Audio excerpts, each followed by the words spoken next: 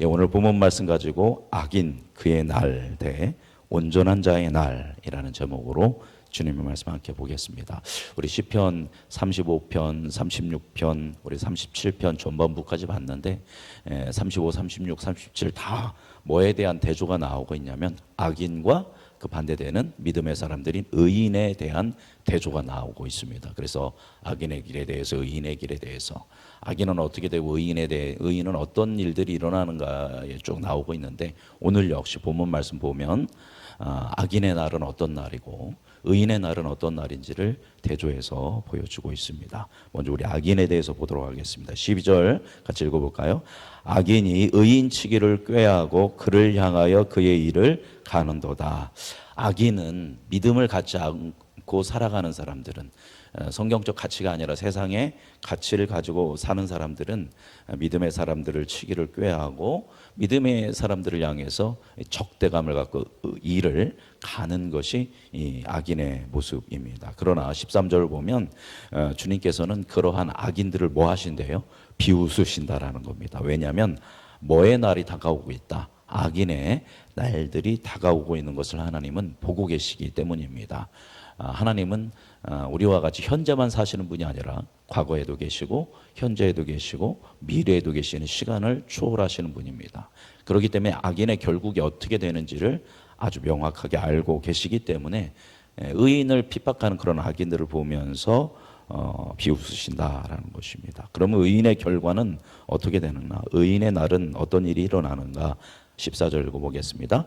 악인이 칼을 빼고 활을 당겨 가난하고 궁핍한 자를 엎드러뜨리며 행위가 정직한 자를 죽이고자 하나. 그렇게 악인이 칼을 통해서 또 활을 통해서 의인을, 그리고 가난한 사람들을, 심령이 가난한 사람들을 죽이고자 하지만 15절 읽어보겠습니다. 그들의 칼은 오히려 그들의 양심을 찌르고 그들의 활은 부러지리로다. 아멘. 악인을 향했던 칼이 오히려 그들의 양심을 찌르게 될 것이고, 악인이 의인을 향해 또 당겼던 그 활은 결국 어떻게 된다? 부러지게 된다. 그래서 악인의 그런 계획은 이루어지지 못한다라는 것입니다. 17절 보면 악인의 팔은 어떻게 된대요? 부러지게 된다라고 이야기하고 있고, 또 20절 보면 악인들은 어떻게 된다? 멸망하고. 자, 20절 읽어보겠습니다. 악인들은 멸망하고 여호와의 원수들은 어린 양의 기름같이 타서 연기가 되어 없어지리로다. 결국 악인들은 멸망하게 되고 원수들은 기름이 타서 없어지는, 그래서 연기로 사라지는 것 같이 이 세상 가운데 사라지게 될 것이고, 22절 마지막 절 후반부를 보면 주의 저주를 받은 자들은 어떻게 될 거다?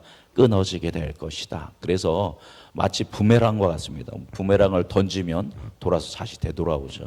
악인들이 의인들을 향해서 가졌던 그런 악한 감정들, 그들의 칼과 그들의 활은 다 돌아가서 다시 그들이 심판을 받는 도구가 되게 된다라는 겁니다. 어둠의 권세는 믿음의 사람들을 여러 가지로 고통스럽게 만듭니다. 우리를 넘어뜨리기 위해서 재정적 어려움, 인간관계의 어려움, 또 삶에서의 실패, 또 질병, 수많은 것으로 우리를 넘어뜨리고 믿음의 사람들의 믿음을 끊으려 하지만 결국 그 모든 것들은 누구에게로 돌아간다? 악에게, 악인에게, 어둠의 권세에 다 돌아가게 되는 줄 믿습니다. 그래서 악인이 잠깐 형통한 것 같다 하더라도, 세상 가치를 따라서 사는 사람들이 행복해 보인다 하더라도 우리는 그것에 크게 휩쓸릴 필요가 없습니다. 왜냐하면 우리는 뭐를 알고 있기 때문에 하나님 말씀하신 것처럼 그들의 결국은 악인의 날들은, 그의 날들은 결국 심판의 날이기 때문에 악인들의 형통을 부러워할 필요가 전혀 없다라는 것입니다.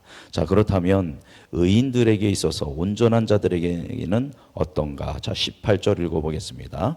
여호와께서 온전한 자의 날을 아시나니 그들의 기업은 영원하리로다. 아멘. 앞서서 그의 날, 악인의 날들에서 이야기했다면 이번에는 누구의 날에 대해서?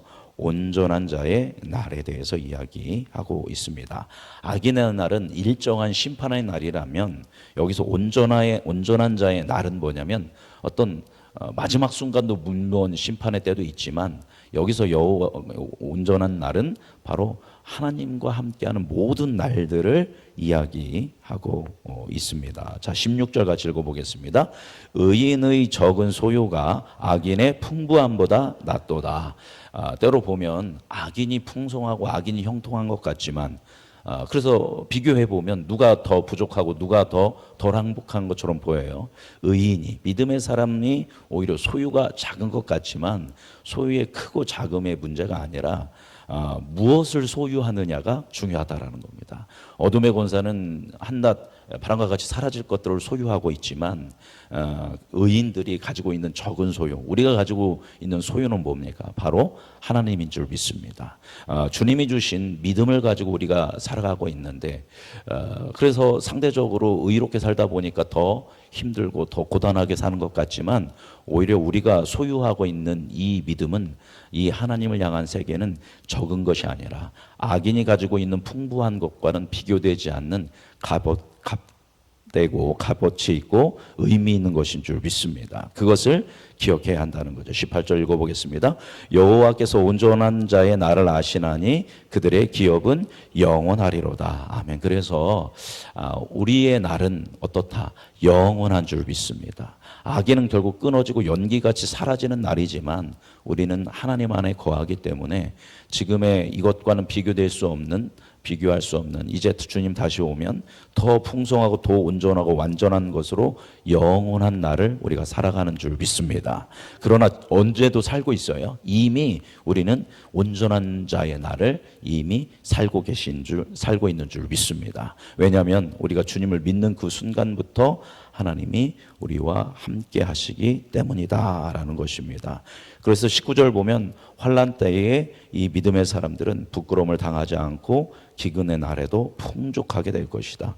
주님 다시 오실 때 완전한 그 하나님의 은총을 누리게 될 줄 믿습니다. 21절 읽어보겠습니다. 악인은 꾸고 갚지 아니하나 의인은 은혜를 베풀고 주는 도다. 그래서 우리는 풍부한 것 같지 않지만 결국 하나님께서 모든 것을 채우실 것을 믿고 연약한 가운데서도 베푸는 삶을 살아야 한다는 것이죠. 22절 마지막으로 읽어보겠습니다.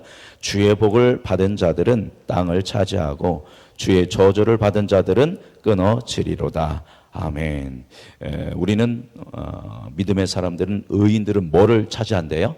땅을 차지한 줄 믿습니다. 근데 여기 보니까 땅이 복이라고 이야기하고 있지 않습니다. 그죠? 뭐를 받은 자들은, 이미 주의 복을 받은 자들은 후에 뭘 차지하게 될 것이다?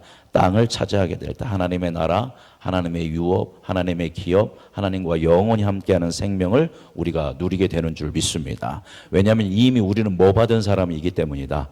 복 받은 사람인 줄 믿습니다. 그래서 복 받으시기 바랍니다 라고 이야기도 하지만 이미 우리는 받을 복을 다 받은 줄 믿습니다. 우리가 받은 복은 바로 무엇입니까? 의인의 복은 믿음. 누구를 향한 믿음? 하나님을 우리의 구주로 받아들이고 우리의 창조주로 받아들이고 하나님 안에서 살아가는 그 구원의 삶이 이미 우리가 받은 복인 줄 믿습니다. 우리의 참 복 대신 하나님을 붙들고 이제 지금은 고단하고 때로 지금은 어렵고 고통스러운 시간을 보낸 것 같지만 악인과는 비교되지 않는 영원한 삶, 바로 하나님과 함께하는 그 삶을 이미 우리가 살고 있고 주님 다시 오실 때 그 날은 완성될 것을 소망하며 그래서 이때를 살아갈 때 궁극적이고 영원한 관점을 가지고 하나님의 공의의 성품, 우리의 억울함을 풀고 결국 온전한 하나님의 나라를 이룰 그 하나님의 세계를 신뢰하며 이 한 주도 믿음으로 의연하고 당당하게 감사하며 살아가는 은혜가 있기를 주님의 이름으로 축복합니다. 오늘 우리 함께